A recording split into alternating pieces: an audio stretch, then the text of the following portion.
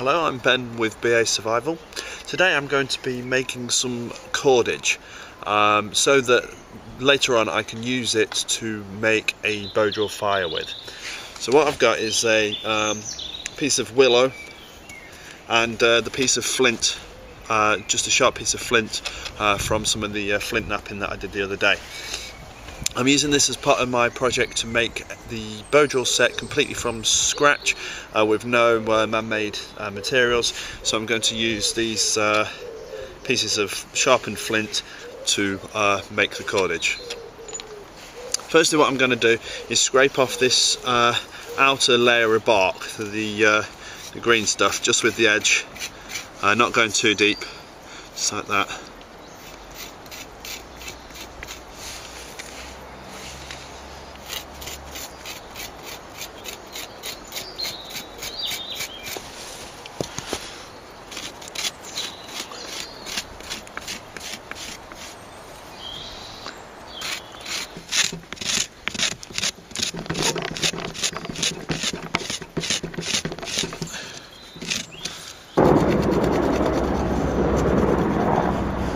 Okay, I've nearly got all the bark off there now. It just needs a little bit of a tidying up, just with the edge of the stone.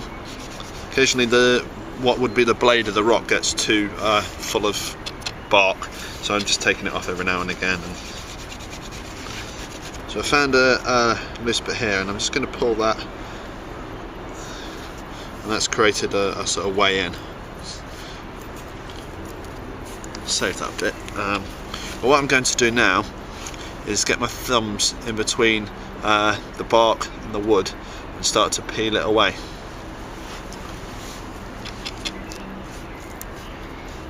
Try and bring it off in as big a sheet as possible. It's spring here now, so the bark is quite loose. It's very like starting to get full of sap. So it should be able to peel off quite nicely. A little bit tougher, and if it was like a different part of the year, you could be loosening it with the rock or a slightly pointed stick, but this is coming off okay without that.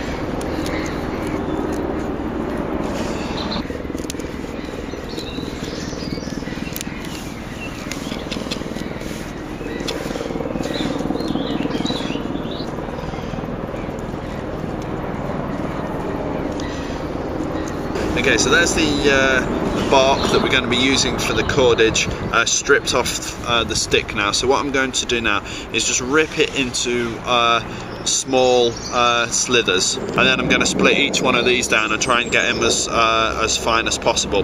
I find that even though you can roll it while it's slightly wider, if you split it down into sort of say 3 thinner bits, that they'll actually twist on themselves easier than trying to twist a flat piece.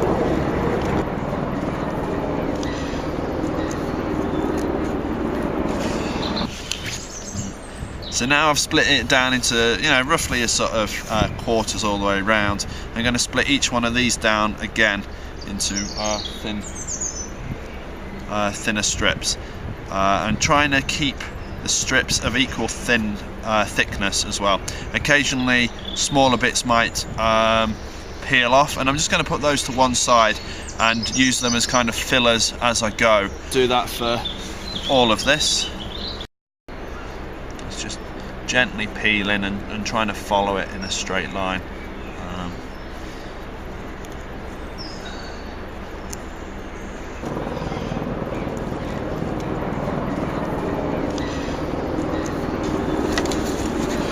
Okay, so what I'm going to do now is start the twisting process.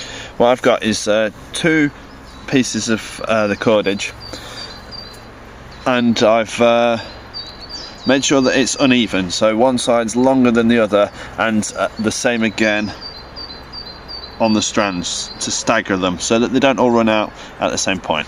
So what I'm going to do here, hopefully you can see that, is I'm just twisting it, and I'm twisting my right hand away from me, so in a sort of clockwise direction. And I continue to do that until it forms a kink, and as it kinks I'm naturally going to let it twist, and then I grab that with my left hand. So what I do now is I twist away from me with my right hand on top, and then I fold it over.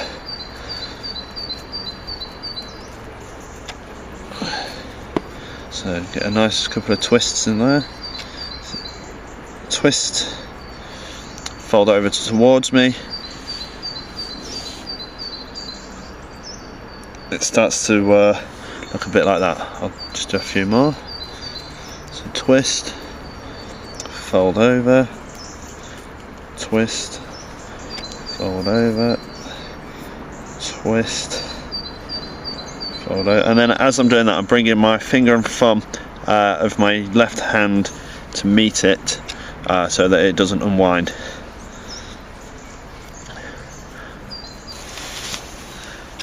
Twist, fold over.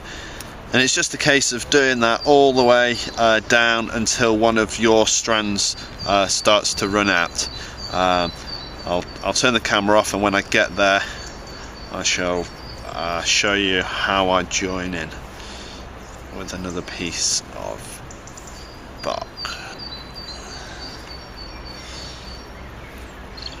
And with cordage it's all about, like I say, trying to make it neat and even so that the twists twist around themselves equally. If one ends up getting thinner and the other fat, then the thin one will end up twisting just around the fat one on itself, and that doesn't make for so good cordage. That sort of makes weak parts. Okay, so there you can see that I'm starting to come to the end of this piece here. That was my shortest piece. So what I'm going to do is splice in a new bit. So I found another piece and I've got the thinner end. What I'm just going to do is just lay that on top of my other, just when there's a couple of centimeters tail on it either side, so that when it binds in it has something to bind to. So then I'm going to twist the top one in the same way, and then fold it over, and then twist in all three of these now. Twist the top one, twist all three, and pretty soon it becomes part of the original cord.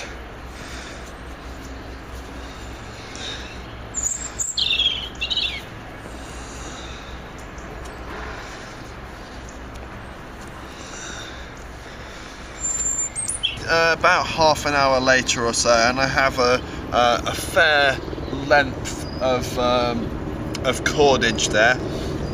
What I'm going to do, because like I say I'm trying to do it for a bow drill, I want to make more than I need so that I can wrap it around the spindle a couple of times in what's called the Egyptian method, and I'll demonstrate that when I actually get around to making it. But also what I'm going to do is to make 2 or 3 of these, so that if one breaks I can quickly swap it out for another one without having to completely scrap the project and start again making more cordage. So what I think I'm going to do is going to make a couple of cordages, but also make one that's maybe this one that's twice as long, and then plait this on itself again, reverse, so it's sort of like 4-ply thickness and a lot thicker. But I'm going to make 2 of those, like I say. So it's going to be quite a long process, but you sort of get the momentum of it eventually. Okay, so there's my first cord, roughly twice as long as what I need it, because now I'm going to twist these 2 together in the opposite direction to make it a stronger cord.